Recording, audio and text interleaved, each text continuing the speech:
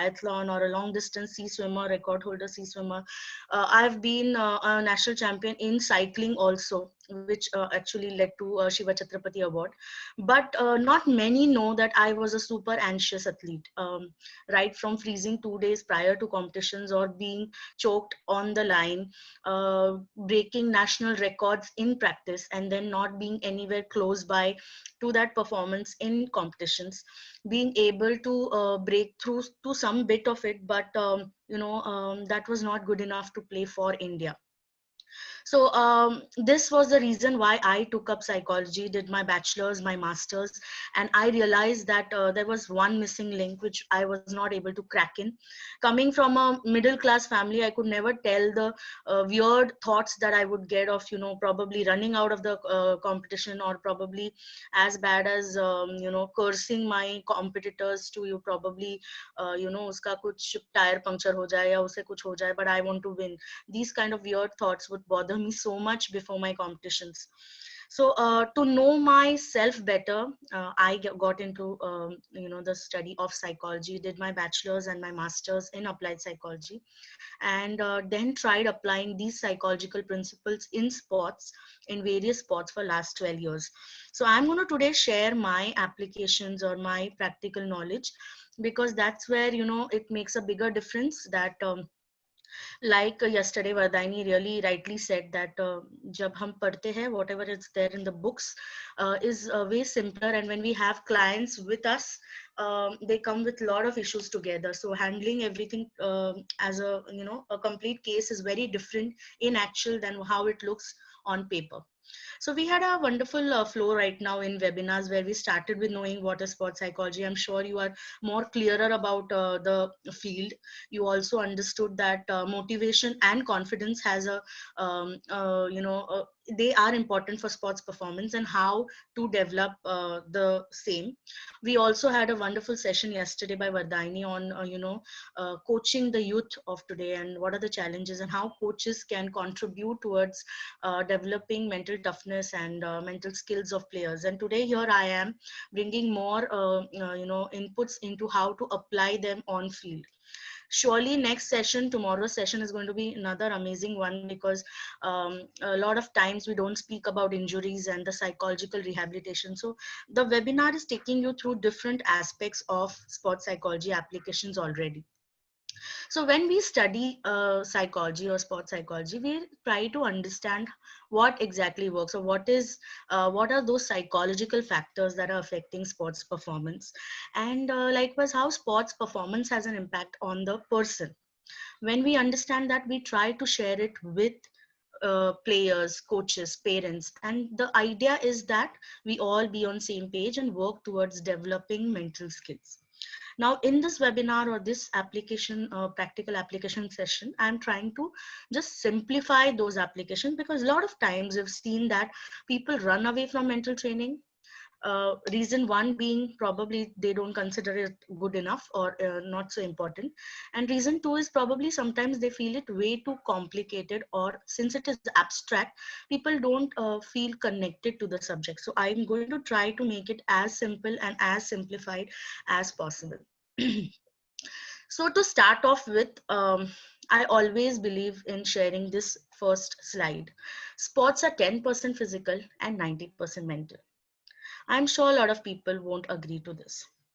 But we know that sports psychology or mental training is not just required in competitions, but it is required on a daily basis.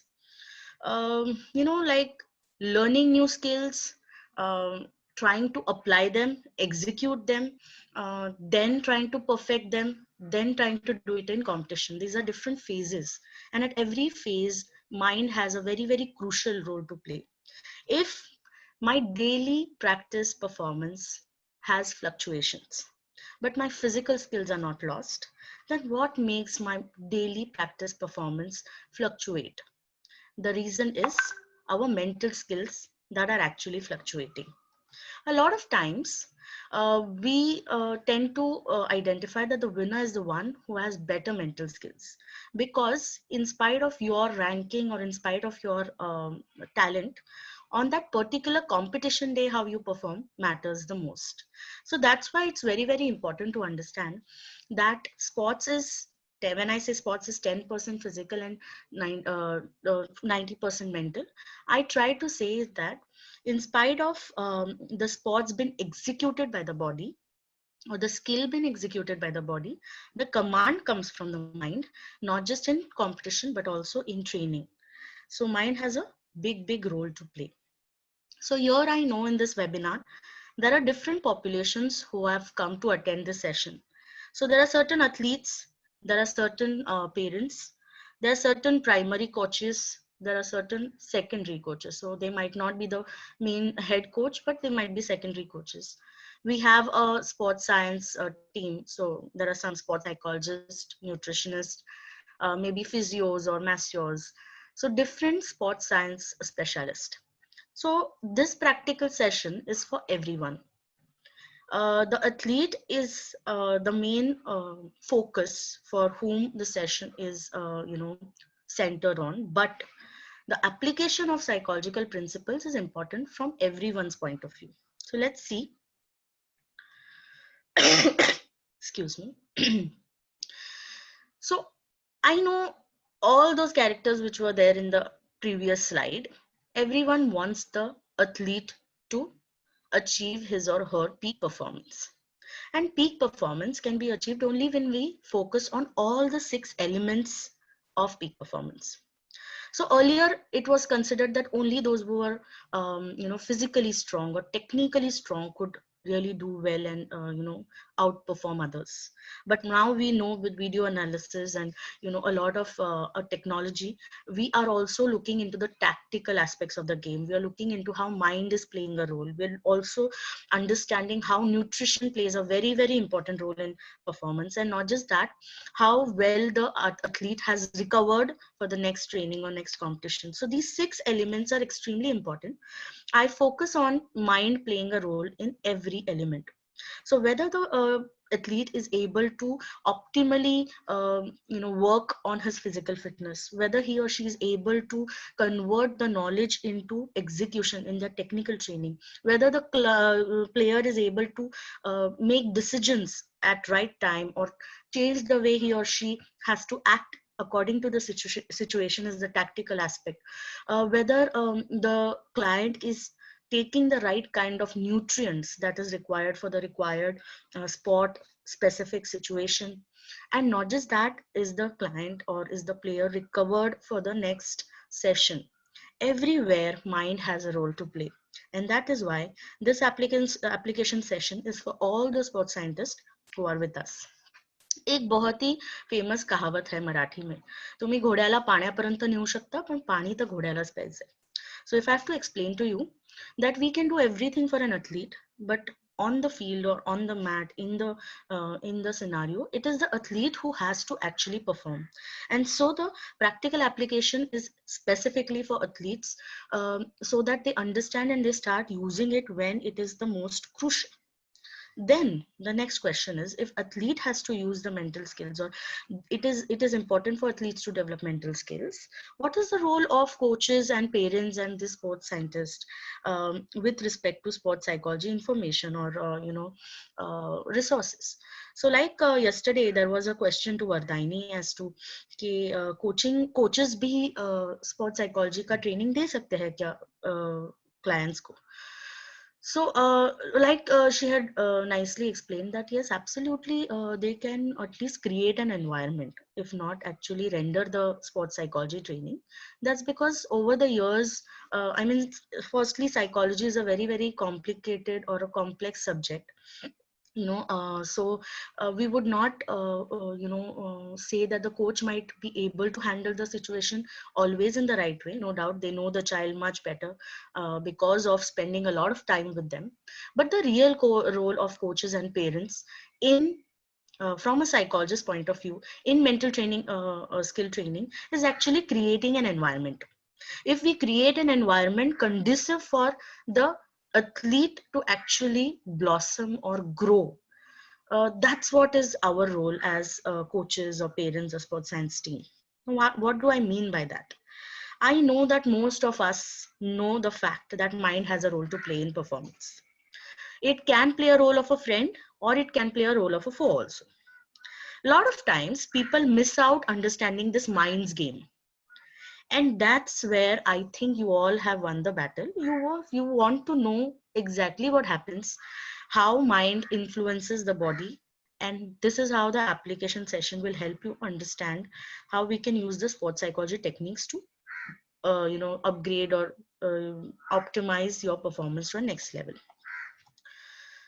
So there are certain challenges that you as athlete may be facing, or probably parents are seeing in their kids, or probably sports nutritionist when they are handling clients may identify. Sports coaches on a day-to-day level may be seeing this challenges that your student performs very differently in practice and competition. A lot of times anger, fear, frustration are actually causing their performance to go down. You can also see certain times negative thoughts are actually overpowering the player's ability to perform.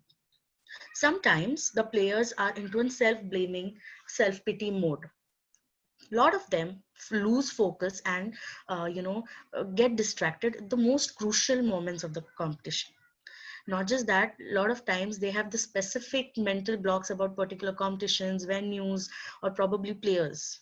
I know you can all associate yourself with these scenarios. Now, why am I saying all these things when you know? Whenever I speak about practical application, I want us to understand why exactly, even in spite of knowing that mind has a role to play in sports, we still tend to miss out on using sports psychology principles in action. The more we study the reasons, or the more we study why these two are important, or how mind has an impact on performance, we will kind of have a change in our belief about this science. The more you believe, the more you're going to use it. So a classical example is, I a lot of times speak to my students saying कि कितने दिन हुआ mental training का assignments करके, तो नहीं किया है लेकिन थोड़ा टाइम हो गया. Okay, so do you believe कि कंपटीशन के पहले ही सिर्फ मेंटल ट्रेनिंग करना है या उस टाइम पे ज्यादा करना है? So if you're so confident that this approach can help you in competition, why don't you do the same with your technical training? आज से आप technical training मत कीजिए, सिर्फ competition से पहले कीजिए. The obvious response that comes from them is, नहीं नहीं मैम, this cannot happen, हमें रोज ट्रेनिंग करनी है. Yeah, so why is that so? नहीं, क्योंकि हम अगर रोज ट्रेनिंग करेंगे तो we feel confident, we know we'll be able to perform like this in competitions. So they are actually very sure that technical training, physical training is important for their performance, peak performance. Still, this has not happened with mental training. And when I'm going to explain practical applications, I want us to start with understanding that it is very important to first clarify all these small myths, or all these challenges. इनको दूर करना है, so that we will be able to apply mental training on a daily basis. Okay, so the host has asked me to, okay. I'll just share the screen again.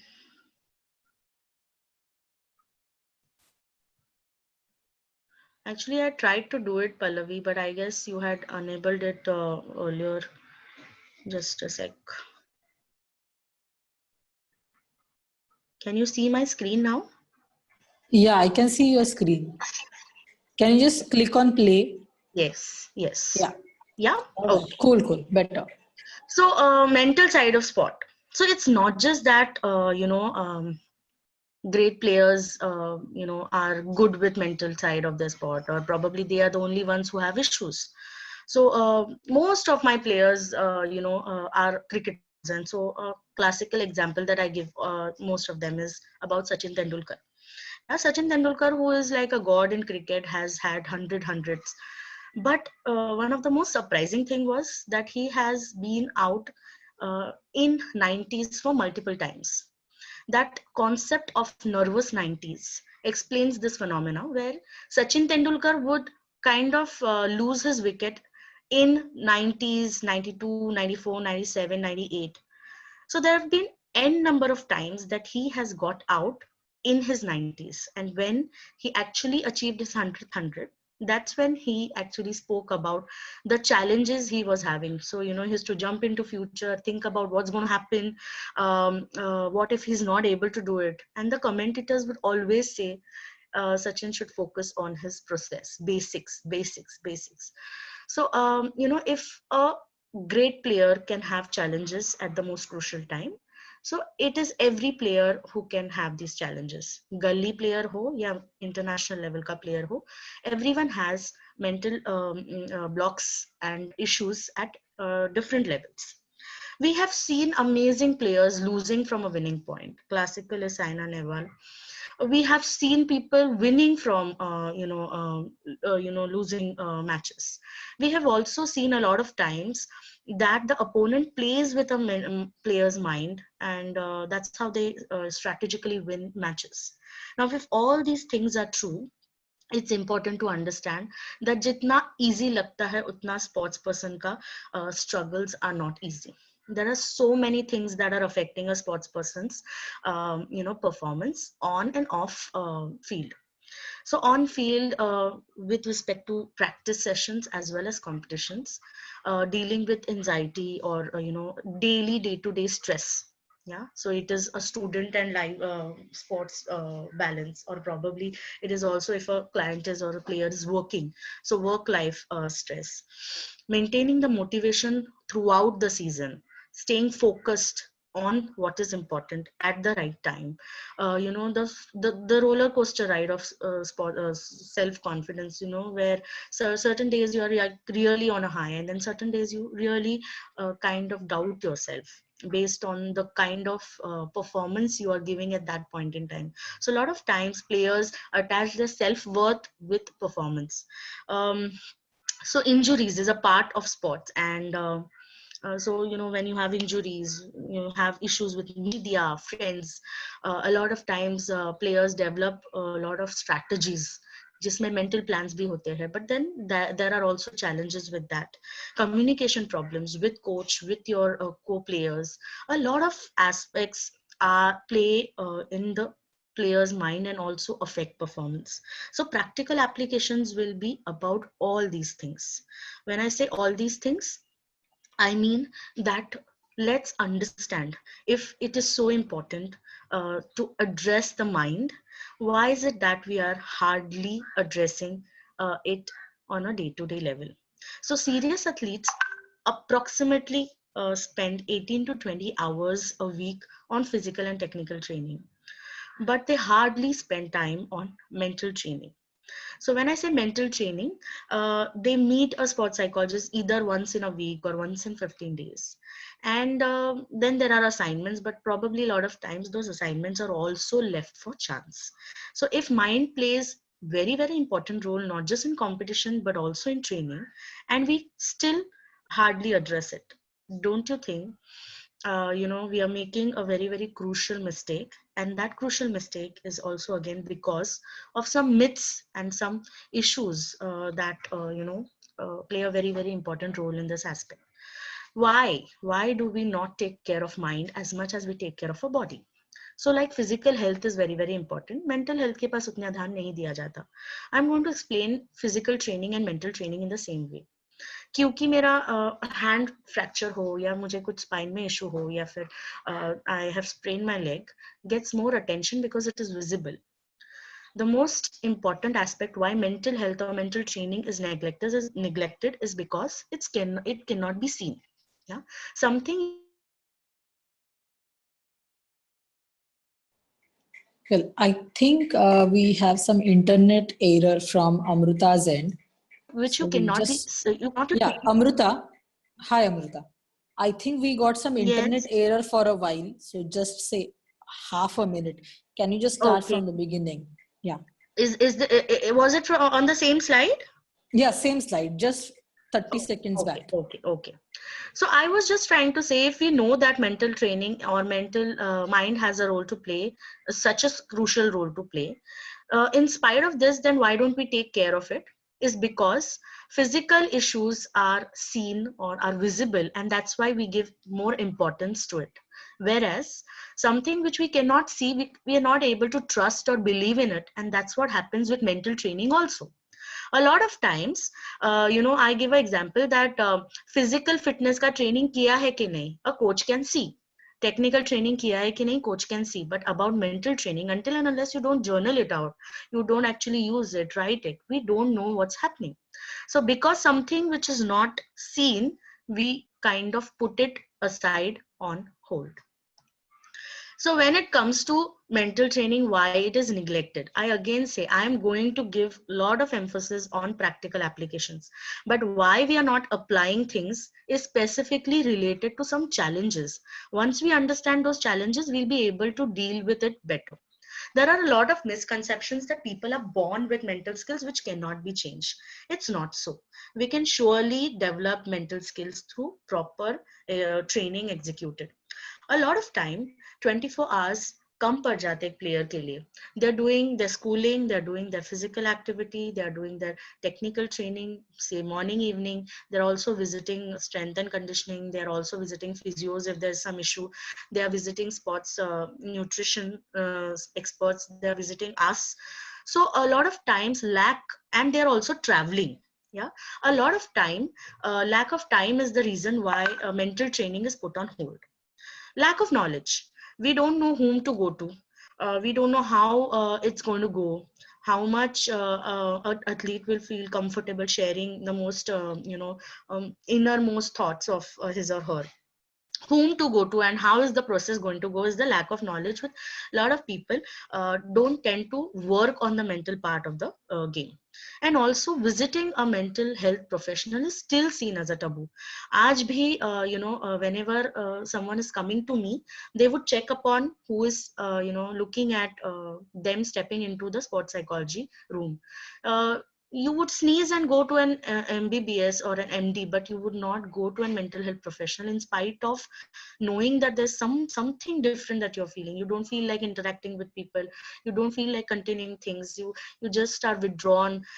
You are irritated. You are feeling depressed. There are a lot of things that an individual realizes is very different from his or her normal. Still, we don't go to a mental health professional because of these stigma associated with mental health. कहीं मुझे कुछ हो तो नहीं गया, कहीं मुझे लोग पागल तो नहीं कहेंगे, ये आज भी कहीं ना कहीं है. Lot of times this is the reason why sports psychology practitioners have to visit the clients, or probably even the identity of the client is a lot of times not revealed, not just because they want to keep it private, but it's also because they don't want to tell others that they're visiting a sports psychologist. Now, this brings to the last part of this segment. What are the myths related to sports psychology?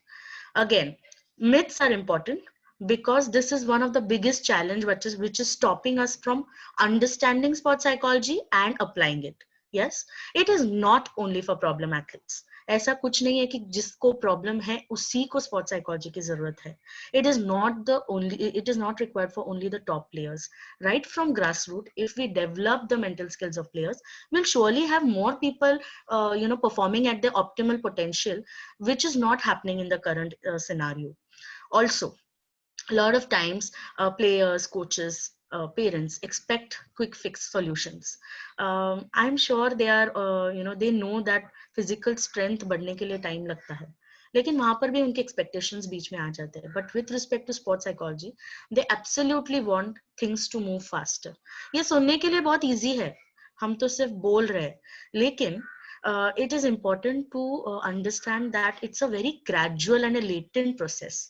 So someone may show changes really within weeks, or someone may take months to actually show changes on his or her behavior.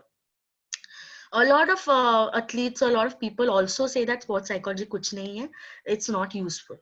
Obviously, it's not going to be useful if you don't use it. That's why we are going to discuss the practical applications. Because until and unless we don't use it, how will we know how helpful it is? Yeah. So all these myths are very, very important, because these are what you are going to be, kind of clearing before understanding how to apply sports psychology principles. Excuse me. So, here I come on now the real session, the practical applications.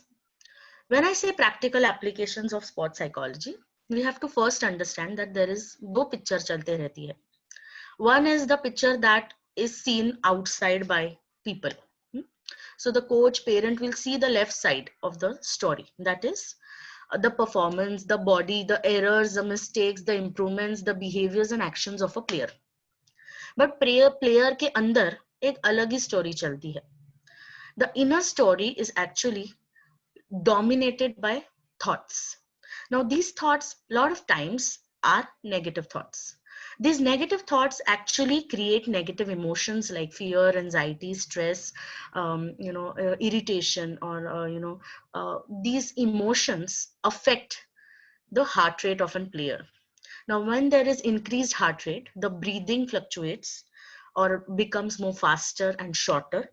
And this leads to changes in the physiology. That is, the muscles are more tense, the body is stiff, the movements don't seem like usual. You see a lot of players and coaches say, "Okay, I don't feel I was able to move. I was kind of stuck. मेरे पैर भारी हो गए थे, मैं move ही नहीं कर पा रहा था." This leads to errors, and errors are actually responsible for a bad performance. So basically, सबको तो दिखता है performance mistake body, but the real story is going within the player. The moment we start understanding the first three steps, that is the negative thoughts, the negative emotions, and the increased heart rate, this is where sports psychology work begins. We work a lot, or we have to work as aware clients, that there are certain thoughts which lead to creating particular kind of emotions, and those emotions lead to changes in the body which influence a performance. So for example, my player is very different in practice, has normal thoughts, positive thoughts, is very chilled, nice, comfortable, and the body is very different and performing really well. Opposite to this, when he or she goes to competition, the thought process is completely different. Because the thought process is different, the emotions that they experience will be very different. Now these emotions bring about the change in the body, and now my athlete in the practice and competition does not seem to be the same. If my athlete is not the same, how will he or she perform the same that he or she performs in practice? This is where application of sports psychology is going to start. Now, what is the current approach which is happening in India? An athlete is facing a problem. This problem is being identified by a coach or a parent. Then they consult a sports psychologist. Usually this happens before competition, the pre-competition, or probably a lot of times in the competition phase also. And then it is expected that we do something, abracadabra kind of a stuff, to bring about a change in the thought process, emotional stability, and the performance of a player as quick as possible. This is what is the current approach. I call it the symptomatic approach. यानी कुछ तो symptom है, इसके लिए हम sports psychologist के पास आए हैं. Another approach that's happening currently with a lot of us is that we as sports psychologists approach academies, teams, coaches. We tell them the importance of how mind is influencing performance. So the coach arranges for a session with parents and players. Then we have a typical session of what sports psychology is all about. Then the coach refers players with performance issues. There are a lot of times parents who kind of don't tell the coach but come and contact us because they want the child to perform better than what he or she is doing. Initial session happens with the parent, player, sometimes with the coach also. And then again, we are back to square one, expecting a faster result and a performance upliftment. Yeah. Now, it is important to understand that there are certain changes, stages of changes that happen when we kind of expect, the theory to practice का जो graph है वो जाने के लिए. First and the foremost thing, a lot of times our clients identify that there is some problem in the performance and they are not accepting it. It is because of mind. So basic problem or basic challenge in not using mental training is because they are not still accepting that mind is playing a major hurdle in their performance. They are in that pre-contemplation stage. Later on they start identifying that mind is playing a role, mind ka kuch to role hai, and because of my mental issues I am not able to perform. So they are getting ready but yet not being completely into adopting the new approach. Slowly they prepare to understand, yes, I have to now work on my mental skills so that I can work on the performance. Next is they start attending sessions, not just attending but start using those techniques in training. So they get into an action mode, and once they get into an action mode and they see a change in their performance, that's when they come into a maintenance stage. So कभी भी अगर हमें देखना है कि हमारा client, that is the player, uses mental training tips or techniques, or if you are a parent, or if you are an probably a sports science expert, we have to understand that these are stages. So whatever they are going to do, they will not just from nowhere to everywhere they'll start doing it in a go. They will actually go through a process which is kind of going to be in a stage. Now, what is required? The requirement is something very different. हम physical strength and conditioning और physiotherapist काफी बार ये बोलते हुए देखते हैं कि we have to work on prehab so that we don't get injuries and we don't require rehab. Yes, what do you mean by that? They seem to say कि अगर हम उनके मसल्स का strengthening करेंगे, so there are lesser chances that they will get injuries, and then there will lesser chances of having the rehabilitation to be done. Same as with mental training. I think we have to learn from that science that if we can create the strengthening of mental skills, the strong foundation of mental skills for everyone, whether you are at playing at nationals or whether you are playing at the basic level, if we are developing their mental skill foundations by teaching them the mental skills required for peak performance, and not just mental skills, how to improve those mental skills, there are certain tools. If you can introduce those mental tools, they can now understand how they can develop their skills through using these tools in their daily training. So integrating all these things, I think this is what is going to be the essence of today's session. Understanding that everyone requires mental training. You have to develop the basic mental skills by using mental tools and integrating it into daily training. Now you will say, I can understand that I have to develop mental skills, but what are these mental skills which are most crucial for a peak performance? So the most important crucial mental skills that are important for a peak performance start with motivation. I know all coaches, parents always feel that their child has the potential but is not able to use it to the utmost. या फिर मुझे लग रहा है वो और कर सकते हैं लेकिन उसको क्यों नहीं लग रहा है, क्या करूं, where is that fire, drive? Okay, a lot of times we are only touching upon anxiety and its impact on performance, but there are so many cases where boredom or underactivation has also led to bad performance. So when I say energy management, we have an arousal level which needs to be at an optimal so that our body performs to the best. So in our energy management, we teach athletes to understand when they need to relax themselves and when they need to psych themselves up. Every player requires different thing, and every time they may require different skill. So to understand this, energy management skills are developed.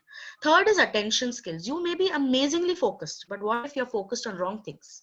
Yeah, you're focused on your opponent, his or her preparation, or probably having fun and having good time with friends when you're out for competition. You're very focused, but on wrong things is not what we want. So attention skills, developing sustained attention, developing ability to shift your focus from one place to another. Every game has different attentional requirements. So based on your game, we develop attentional skills of the players. Next is emotion management or stress management. I said in the inner story, everything starts with my mind, but the most important thing which affects my performance is actually my emotions. So understanding what emotions are, how they impact performance, once the player, the coach and the parent understands this link, That's where we are going to change the entire game. Yeah, a lot of times stress management is kept it's not addressed as much as emotion specific emotion management is.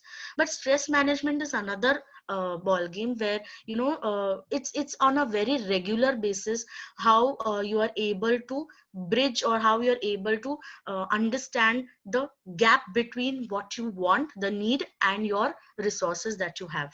Last but the most important is self confidence.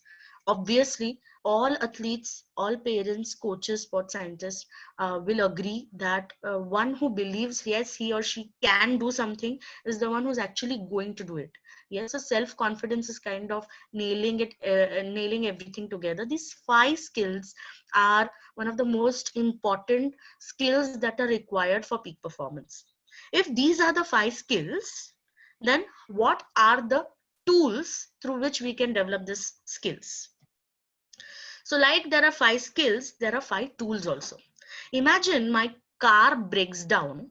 Imagine my car breaks down on an highway. Every vehicle has a toolkit. Yeah.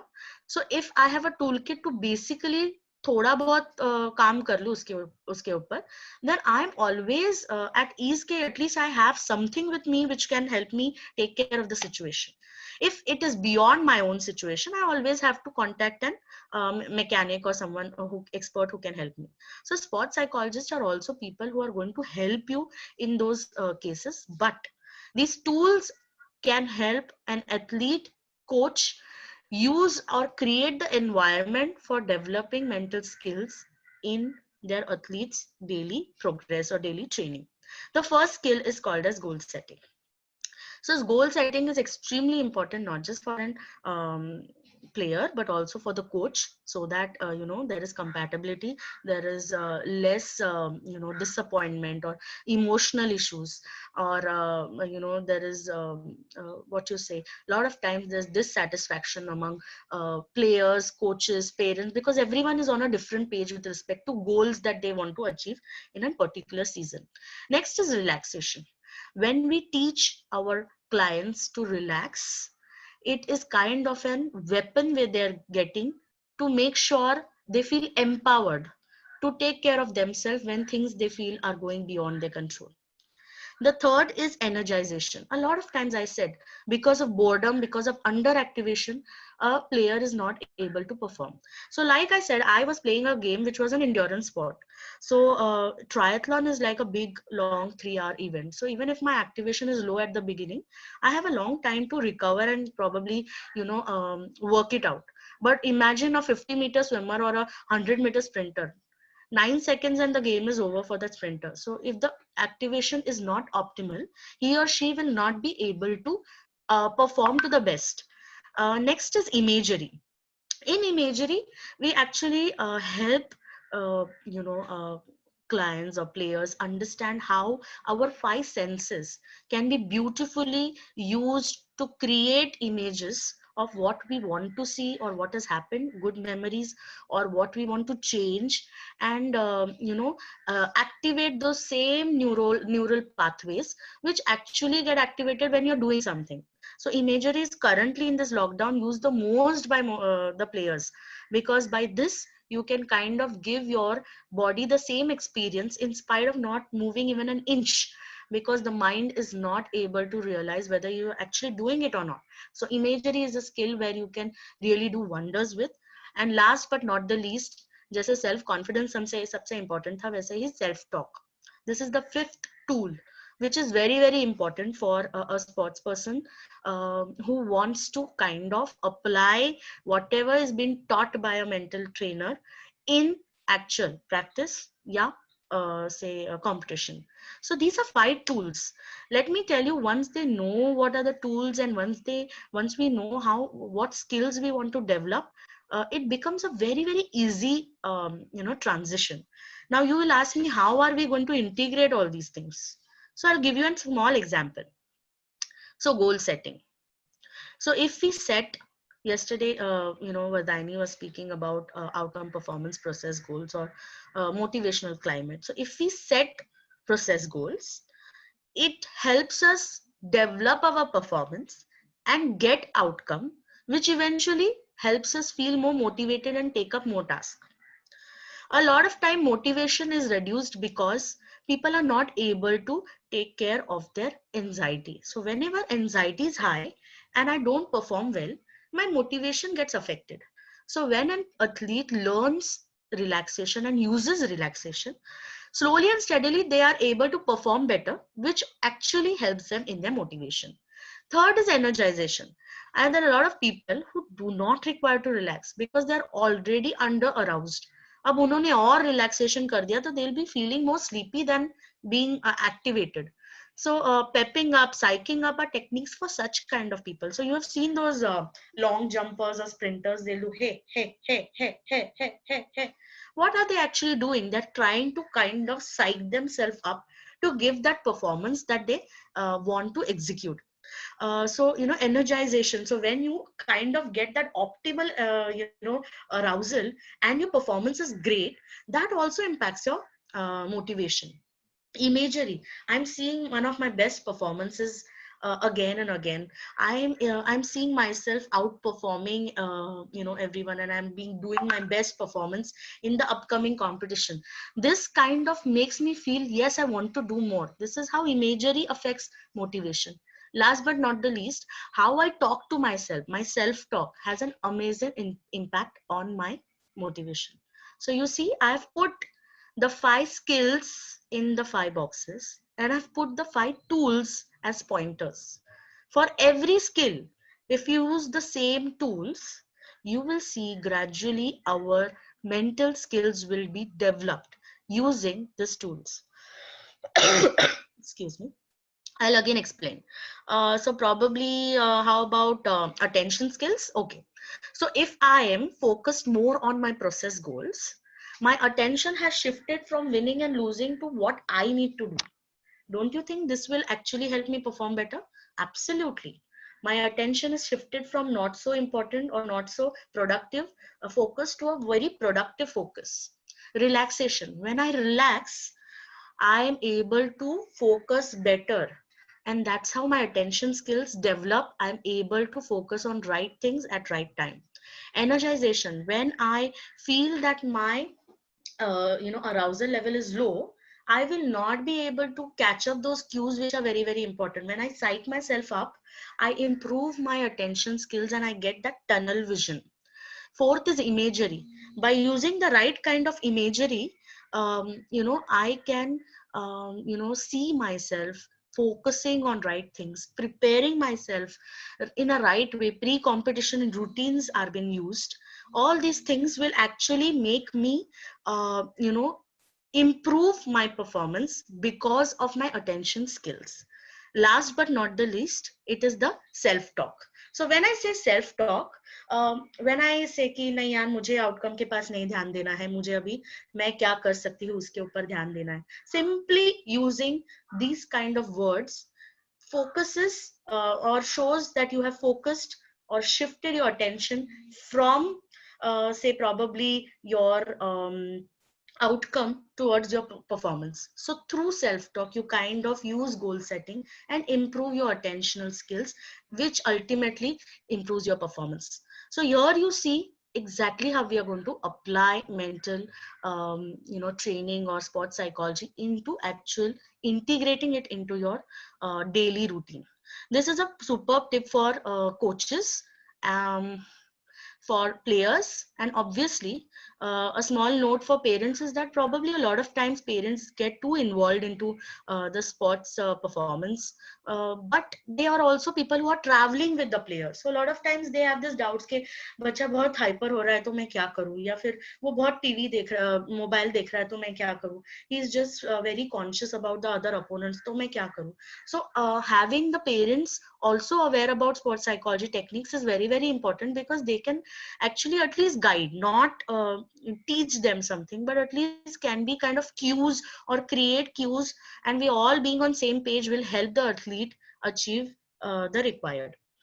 So now I'm going to come to certain applications for coaches. I'm sure you're all expecting me to talk about techniques and applications and all, not all these theory part again. So when I say applying something application from the coach's perspective, a lot of times coaches feel के एक बच्चा है जिसमें बहुत talent है लेकिन अंदर से इच्छा नहीं है, दूसरा बच्चा है जिसमें टैलेंट कम है लेकिन just wants to do more, and then the coach always feels that काश इस बच्चे में वो होता, that drive to do much. This is a situation lot of coaches and even parents agree to, that they believe that their child has way more potential, and what if they realize that potential. So as I said, creating yesterday, Vardhini has actually beautifully explained how to create a mastery oriented climate or motivational climate, but focusing on learning, effort and improvement. Yeah, learning, effort and improvement actually helps students associate these aspects in a very positive way. So whether they have failure or success, they start looking over it from a mastery point of view. Now this will lead amazingly to develop their motivation as a skill, because sports में career is at least for 8, 10, 12, 14 years. तो हमें athlete को टिकाना है. If he or she loses that drive, a lot of times, a lot of anxiety or probably emotional issues lead to a lot of burnout of athletes, and then parents also, and then they quit the sport. So creating a mastery oriented environment helps to actually develop the intrinsic motivation, that intrinsic motivation which will actually help them be self-motivated to take ahead all the challenges. Next is a lot of parents or a lot of coaches complain ke, why does my athlete have so much of fear about competition? So there are different fears. There will be fear of failure. There will be fear of success. Fear of failure means they have so much of fear of not to fail. They don't want to fail. कुछ भी हो, मुझे हारना नहीं है. Fear of success is will I want to win by any cost. I want to win. Now this is all because subconsciously they have associated competition and fear. Yeah. So athletes a lot of times are attached to the coach, and what the coach or how the coach reacts to their mistakes has a lot of impact on the athlete. So in training उन्हें पता है कि कोई गलती हो गई तो sir कैसे रिएक्ट कर रहे हैं, और अगर ऐसी ही गलती कंपटीशन में हो गई तो बात ही अलग है. Now these associations, now what happens is becomes connections which kind of replace the original stimulus, and now people or the players start getting fearful about competitions in itself. Competition से डर नहीं है. What they're thinking about the competition is making them feel the fear or the anxiety. So as a coach, if you redefine what is competition, if you redefine what do you mean by success, so when I say success, effort, learning and improvement is what for you can be the definition of success. So if the player has given good effort, has learned and has improved, that can be success for you. And once you define success in this way, they are learning from you and they will also start thinking in the same way. This will lead in anxiety management. This will start killing their fear or anxiety about the competition, and now they will be more comfortable with competitions. Effective communication. So yesterday Vaidani spoke about communication. So not just verbal communication, but your non-verbal communication also tells a lot to the athletes. And let me tell you, verbal and non-verbal communication between the coach and the athlete has an immense impact on their trust. Yeah, the more the trust, the more the bond is stronger, the more it has an impact on their self-image. A lot of times coaches feel कि why does my athlete doubt himself? मुझे तो पता है ये बहुत अच्छा कर सकती है, लेकिन इसको नहीं लगता कि ये कर सकती है. That is because they are not able to believe in your words कि आप उसके ऊपर भरोसा कर रहे हो, ये they are not able to believe. That is because there's a lack of communication, there's a lack of bond or trust between you and the athlete. The more you develop this bond, the more you will see a change in their self-image, which you always wanted. So a small tip for coaches is to develop their communication skills, because it has an amazing impact on your player's self-image. Okay, last but not the least, if you start making mental training a part of your daily routine, then the player will also understand that this is how they will be doing their mental training in competitions also. Do we ever get into a competitive setup without a warm up? If no, that is physical warm up, then there has to be mental warm up also. There has to be mental routines also, like you have a physical routine before a competition. Now, if this discipline is being put by a coach in their daily routine, by integrating mental skills and mental tools, what will happen is slowly and steadily the athlete will also become a part of the system, and they will adopt it in the competitive setup. So this is small tips for coaches. Tips for sports scientists, say nutritionists or physios. A lot of times, one of the most important complaint that you all must be having is the motivation keep on fluctuating. Yeah. So it is important to understand what is the need. Was the need of the coach to get them to you? Was it the parent, or was it the athlete itself? What is the goal that the athlete wants to achieve, and how process, performance and outcome approach can be used in your approach. Likewise, adherence, they have started doing something, but maintaining themselves through the plan is very very important. And a lot of times we find gaps ke at least chalu to kar dete hai following your instruction, but after some times they kind of discontinue. So your effective communication, probably more of listening and constructive feedback. So when yesterday it was said about praise, then criticism and praise. So likewise, constructive feedback, which is also a sandwich technique, in which we say that probably you can first start with appreciation, and then the real criticism, and then you end it up with an encouraging comment. So appreciation, criticism and encouragement, if this way, if you give an constructive feedback on the smallest improvement that the client has done with respect to effort, learning and probably the approach, simply giving some positive feedbacks has an amazing impact on their adherence. Yeah. And last but not the least, a lot of times things don't go as per the routine for athletes, and that is why crisis management is a very very important role. So I'm going to talk about how coping strategies can be developed in players, but you also have to make sure that the athlete who comes to you, probably आपने कहा है कि competition से पहले आपको ये खाना है या फिर ये चीजें करना है, आपको ये लेके जाना है, and the player say nahi, but this is not possible, we are not getting it.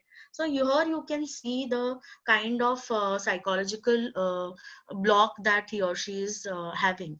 So coping strategies, so developing their coping strategies, how they can find a way, how they can pre-plan, and how you can make sure they will feel empowered in spite of not probably having replacements. This is how you kind of develop their crisis management skills, coping strategies, which will help them adhere and feel motivated and be there with you with all those beautiful inputs and contributions that you're making towards them in your practice, and use it to the best. Last but not the least, I'm sure there are a lot of parents out here who will say कि हम क्या करें, हमारा role क्या है. So a lot of times, I'll be very honest to all those parents. Today, coaches are having a lot of issues, not because of students, but because of parents. You don't have to take it personally. I'm just trying to give you a perspective. हम जब hospital में जाते हैं तो हमें हमेशा लगता है कि डॉक्टर हमारे पास 1 मिनट आके जा रहा है. सो हाँ, शायद एवरी पर्सन में से कि यार आपके लिए तो ये सादा पेशेंट है, लेकिन मेरे लिए तो ये मेरा बच्चा है या फिर मेरा फैमिली मेंबर है.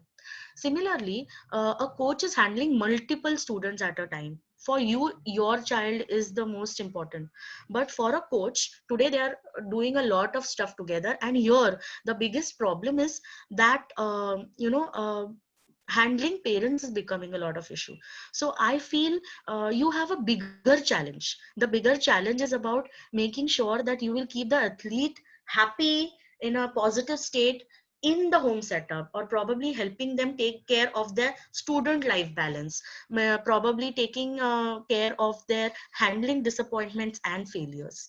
So I know that everyone has their issues, and this has an impact on, once we start using sports psychology inputs, you will see a change in their performance, from choking to a good so-so performance to a good performance to a flow performance.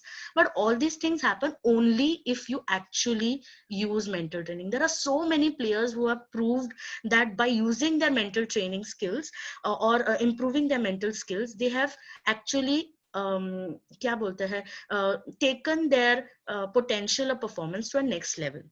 So for example, I'm just going to give some brief 5 techniques to us since it's a practical training session.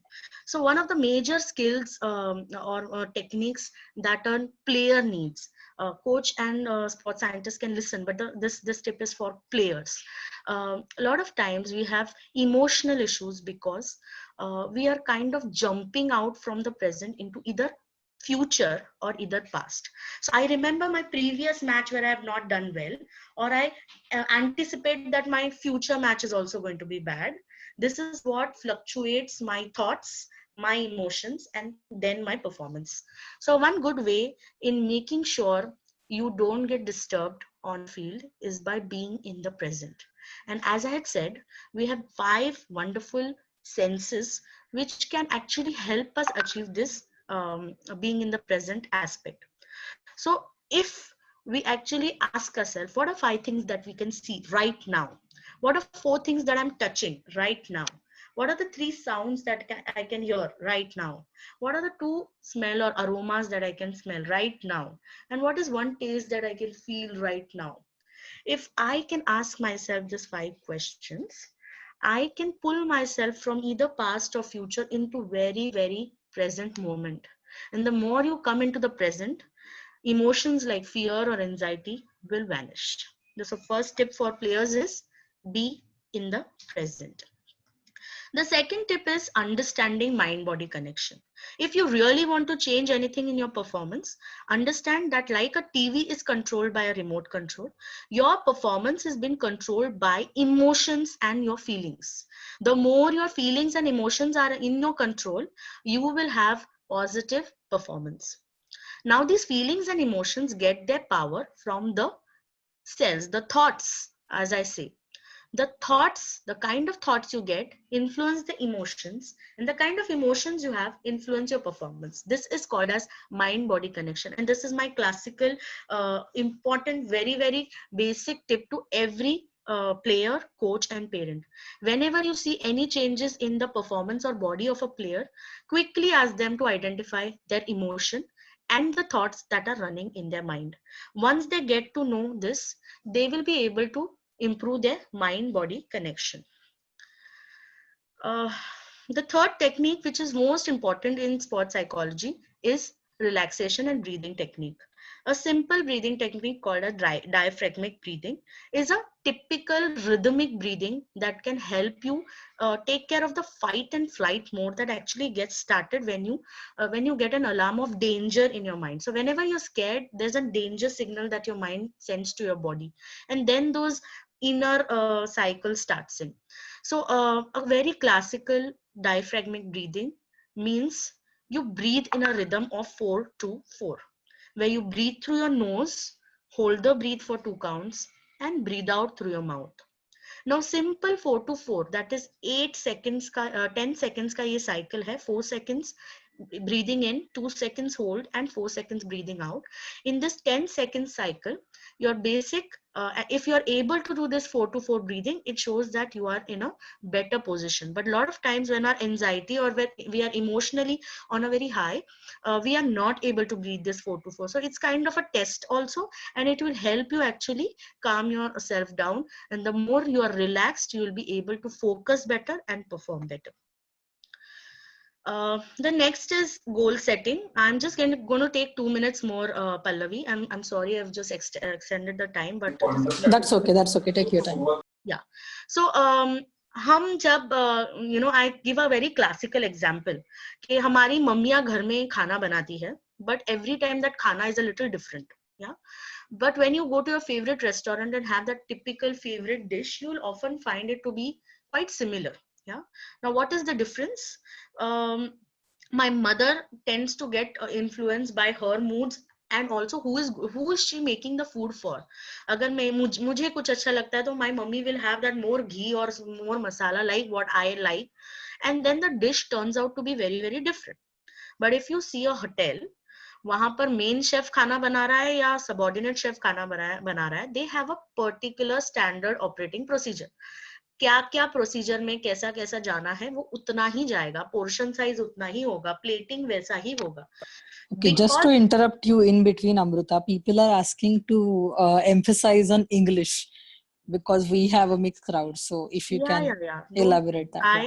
I think I'm explaining in English more, but then ठीक है, I'll make sure that I use Yeah, Hindi less. yeah. No worries. Thanks. So if my the end product of the dish is always the same as it is, if it is created by the head chef or it is created by a subordinate chef. Now why am I explaining you this is because my mother's procedures may go upar niche, but the procedure in the hotel is generally followed in a very particular way. So when you follow a process well, your performance turns out to be good, and when your performance is good, your outcome turns to be the same every time. Don't you think that's what we want in sports? If we focus on process, our performance will be better. And if our performance is better, then the outcome ka chances are always much more. So I think the fourth technique is goal setting. And it is not just what kind of goals you set, but the sequence of goal. Yeah. So traditionally, we generally focus on, outcome that we want to achieve, and in that process, probably a lot of times our performance and process goals go for a toss. But if we focus more on the process goals, which helps us perform better, and this performance improves our outcome, this becomes a more productive way of goal setting.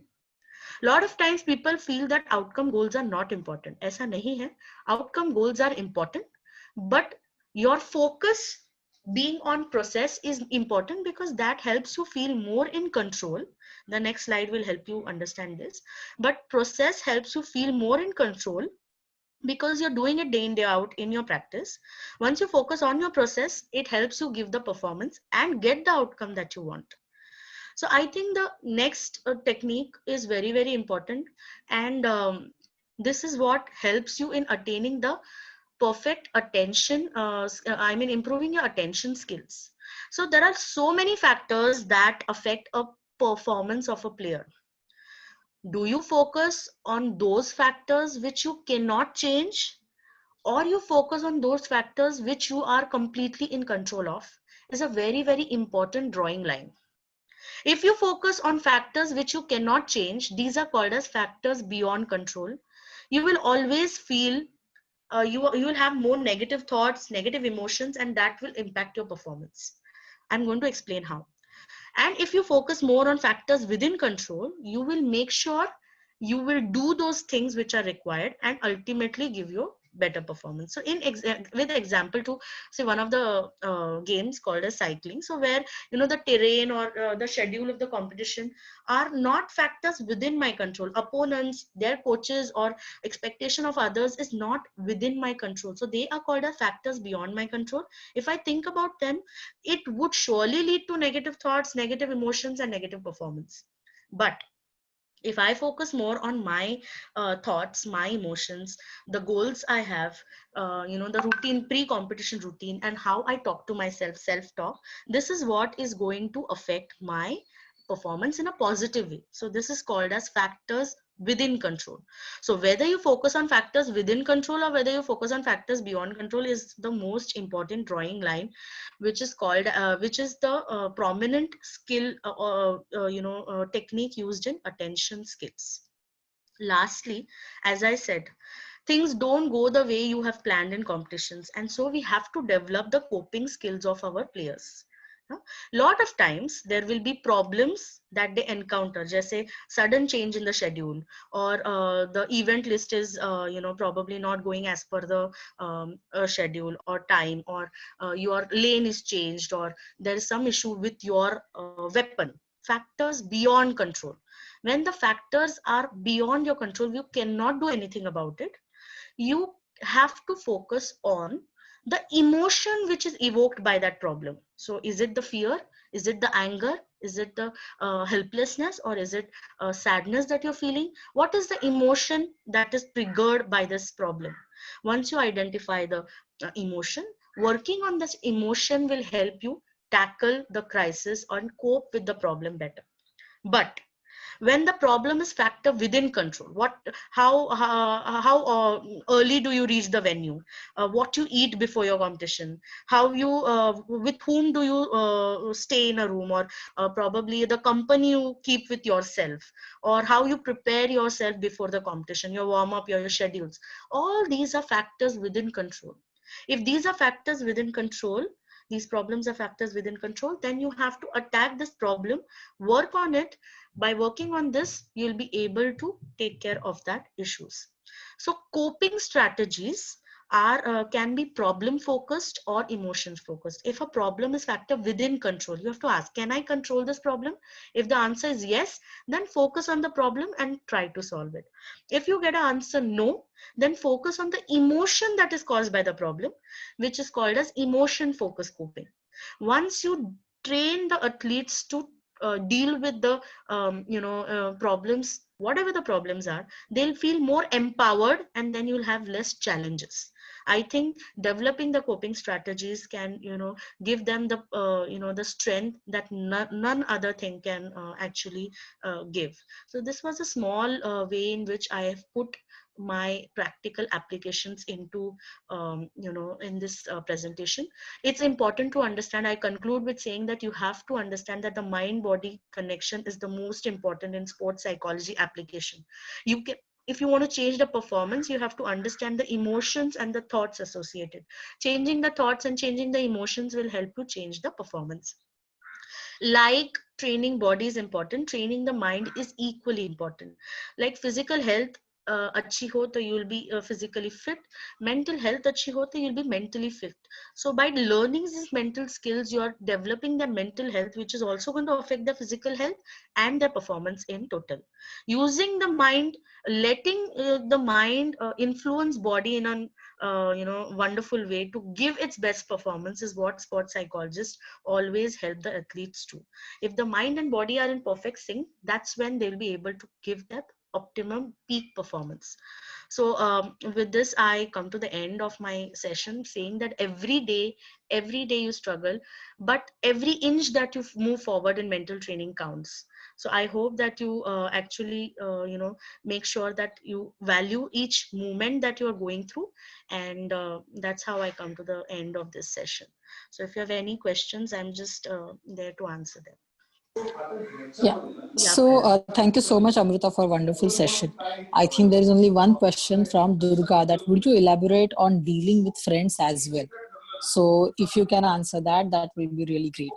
Okay, so you mean to say she's asking about how to deal with friends? The When you are friends who will performing, yeah, while performing. accompanying you. I think you have answered that in a session. Okay, So so I see this as a more of a distraction management kind of a question. I'm sure whoever is asking this is asking from the point of view कि अगर friends who might impact the performance of a player. I think in attention skills and focus concentration, we also teach them how to keep themselves away from the distractions. So it's about training the client to see how friends influence their cognitions, that is thoughts, which impact their right. emotions and then performance. So I think distraction management may we teach them how to make sure they choose the company, because your eyes and your ears are the most important senses. Who you are, what you see and what you hear has the highest impact on what you think. Yeah, so by making sure they understand how such a company is impacting their performance, and giving them references and examples of how they have influenced, will help them work on choosing whom they want to be with. Yeah, so I think, Durga, I don't know the proper context in which you're asking, but for sure, um, okay, how do you give mental skill training? You got her which aspect part, so don't worry. Okay, okay. So questions are coming in, dealing with friends, English, please. Okay. Um, So there is a question, ma'am. Can you please tell me about your educational background? People want to know your educational background on sports psychology. Okay, so Yeah, I am so if you can actually, and elaborate. I have actually done my master's in applied psychology, and in that applied psychology, I had specialized in social psychology, and social psychology is considered to be the mother of sports psychology. So all the theories of sports psychology come from social psychology, and I am currently pursuing my certification in sports psychology from an US institute. Yeah, so that's how I am currently my certifications are in sports psychology. Great. And there is one more question from Manasi. How do you give mental skill training dependent upon personality? Can personality be influenced by it?